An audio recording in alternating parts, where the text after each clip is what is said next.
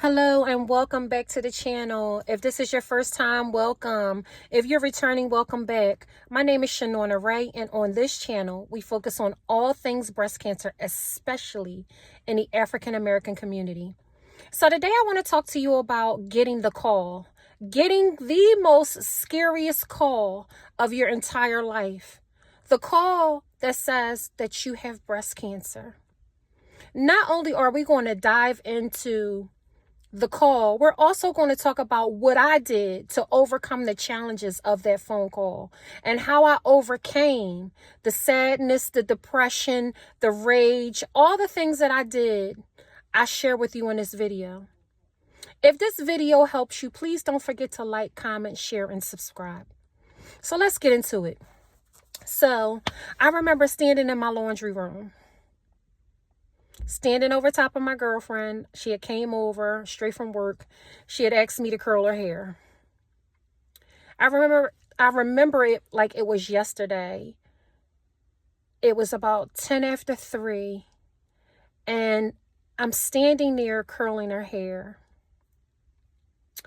I had told her and expressed to her that I was having some pains in my right breast, and we were just chatting, just talking a little bit, waiting for my stove to heat up so I can curl her hair. I remember walking out the laundry room and going to get my phone because I knew that I was waiting for a phone call from my biopsy results that I had previous days before, because again, I had complained to my primary care doctor about breast pain in my right breast, which was swollen, black, distended. I was in so much pain. And I was fast-tracked a mammogram. And then after I had my mammogram, proceeding a biopsy. So, fast forward. So, I remember standing over top of my client. I went and got my phone, went back into like my designated space where I do my hair at. And I'm curling my client's hair and my phone rings. I remember the nurse saying, "Hi, may I please speak with Shanona Royster? This is such and such and such from Christiana Care." I said, "This is she. How can I help you?" She said to me, "Miss Royster, are you sitting down?" I said, "No, I'm standing, but it's okay." She said, "Miss Royster, you have breast cancer." Y'all, I think in that moment, I was in total shock. Like, I don't know what she said to me on the phone. I think I zoned out. In that moment, I felt like a whole flipping space cadet. Honestly, I was in total shock. To hear you have breast cancer, to get the call, you have breast cancer, is one of the scariest, and I mean scariest, times of your life. I remember curling my client's hair and trying my best to hold myself together. I remember hanging up the phone, and my girlfriend that was in my chair was a breast cancer survivor. I remember saying to her quietly, because my children were in the other room, and I didn't want to alarm or startle anybody. And I remember whispering to her saying, "The doctor said that it's breast cancer." My girlfriend just bust out into tears. She just bust out crying. And I was like, "Please don't make a scene. Let me just finish. It's going to be okay. I'm going to be okay. I'm going to get through this. I'm going to be okay." And I remember her kind words saying to me, "I got you. Whatever you need me to do, I got you. I'm here for you. If you need me for anything, I'm here." Now, I finished her hair. We gave each other hugs. She reminded me, "No matter what, I'm here for you. I got you." I walked her down the steps. I closed my front door. I went back up the steps, went in my pocketbook, found my pocketbook, went in my pocketbook, got my keys to my car. I remember walking back down the steps, opening the door, I remember going and opening my car, sitting in my car. I remember this like it was yesterday. I remember turning the radio up as loud as it would go. And my radio bump, y'all, I got a Bose system. You hear me? And I remember screaming and crying to the top of my lungs. I had never felt pain like that in my entire life. I was scared. I was nervous. I was terrified. I didn't know what to expect. I didn't know what to look forward to. I didn't know my ass from a hole in the ground, y'all. But when I tell you I cried so hard, and I'm talking about that cry that's soul wrenching. I'm talking about that cry where you screaming on the inside and crying out to God for help. Y'all, I cried, I released, I cried some more. And when I couldn't cry no more, I pulled it from within and I cried even harder. I must have sat in my car and cried for about 30 minutes. I cried so hard and so damn long that my head was throbbing. Like that headache, you know, that good cry. That good cry. I'm talking about like a cry that when somebody you really love die. I'm talking about that cry. I was crying because I was grieving the death of the person that no longer existed. This is true facts, people. I was mourning the death of a person that needed to die. She needed to go. Breast cancer was the wake-up call. It was the wake-up call. It was the call that I needed to change the game, to change my life forever, to come out different on the other side, to become the best version of myself, to become an advocate, for myself, to learn boundaries, to learn how to respect myself, to learn how to prioritize my self-care, to put my own personal needs first instead of putting it always on the back burner. Getting that call changed my life forever. Sitting in that car, screaming and crying to God changed my life forever. Once I made the decision to stop crying, I threw my hands up to the sky and said, Lord, let your will be done. I'm ready to fight. You have to make a conscious decision in your mind that the old version of you no longer exists and it must die. You are now fighting for a brand new version, a version of yourself that is due to emerge. But it can only emerge once you release the old version of yourself. She must die. He must die. You must grieve this old version of yourself that no longer exists. There is a new person emerging on the other side. Breast cancer is not a death sentence unless you make it one.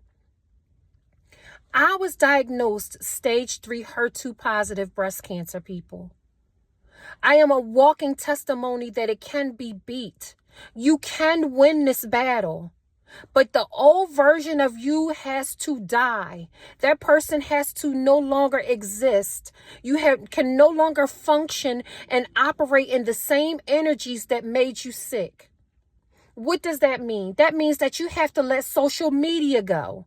Delete all your social media accounts and focus on your number one, you. Prioritize yourself. Make yourself a priority.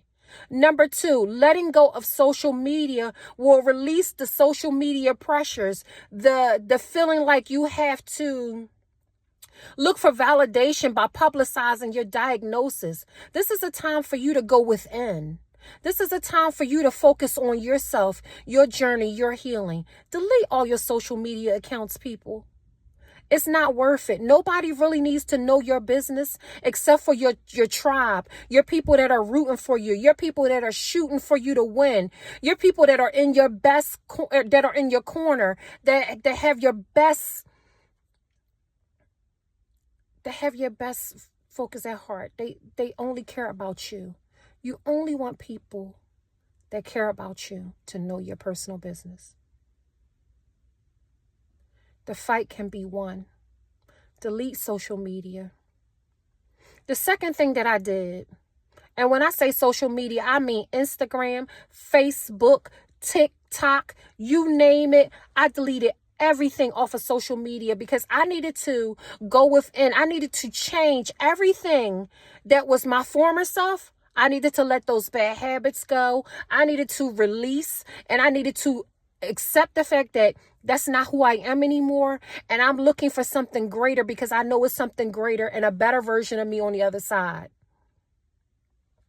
I deleted social media. The second thing that I did was I did not, under no circumstances, scare myself shitless by going on Google and Googling everything that I saw about breast cancer. That is a huge no-no, people. Don't do that to yourself. You will put yourself in a mindfuck state that you will never, ever recover from. Don't Google anything about your diagnosis. Wait till you meet with your oncology team. Wait till you meet with your oncologist so that they can discuss the facts. They have all of the documentation, everything step by step. Everything that's going on with you and your body, if you have your lab work done and your blood work done and you did your biopsy and you had your mammogram, they have all the information. It's no need pulling on straws, making yourself even more sick from stress, from worrying about something that you don't even have a clue on what's going on. Go and get the correct information from your doctor. Don't self-diagnose. Don't say, oh, it's this and it's that, because guess what? That is a mind fuck that will have you spiraling out of control. It will make you sicker. You won't have the strength because, again, in order to beat this disease, you have to have the mental capacity to want to fight. You have to put on your boxing gloves. You have to be willing to go down fighting with everything you got. There is no giving up and there is no turning back. You have to fight. Mental strength is the number one key, and you cannot fight mentally if you have mind fucked yourself with false information from people that come off sincerely like they want to help. That's a big no-no. Follow the information that the doctor gave you. The third thing that you need to be most conscious of: people are going to call you and tell you they know somebody that knows such and such and such that went through breast cancer, and it will be a good idea if you give them a call. Don't do that. Don't do that. Here you go, mind fucking yourself again. Their experience is not your experience, and every experience that you go through in life is to be taken with a grain of salt. You allow your experiences to be your experiences and their experiences to be theirs. Prime example, just like you go to a car dealership and you go to buy a car. You done brag to all your friends about this car that you was getting, and the first thing that your friends is going to say, oh, well, don't buy that car because such and such had these problems, and such had this problems, and such had that problems. And then you go buy the car, and then all of a sudden you start to have problems. Don't do that. If you decided to go buy that car, you take your own experiences. You learn from your own experiences. And if you have a problem with the car, just consider it luck of the draw. Sometimes cars have problems. Sometimes shit have problems. But don't go on nobody else's facts, opinions, and their own situations or whatever their problem was. Don't base your diagnosis off of someone else's. This is your life. Put the boxing gloves on. Fight for you, because nobody is going to fight for you harder than you will fight for yourself. Let go of the people that want to come and call you with ideas and constructive criticism on who you need to talk to and why you should talk to this person and why you should talk to that person. Allow yourself grace. Allow yourself mercy. Allow yourself time to process everything that's going on. And it is not an overnight process. It takes time. It takes time for you to delve in and dive deep. It takes time for you to understand the diagnosis. It takes time for you to understand what's going to entail to help you get better. The chemotherapy, the chemo team, the mastectomy, the nurses, the doctors, the medications, the vomiting, the dizziness, the nausea, the low blood pressure, the high blood pressure, the blood. It's going to take a lot for you to process. Allow yourself that time to process. If you want to do research to feed the mind, to fuel the mind so that the mind will have positive things to focus on and to think about, educate yourself on healing.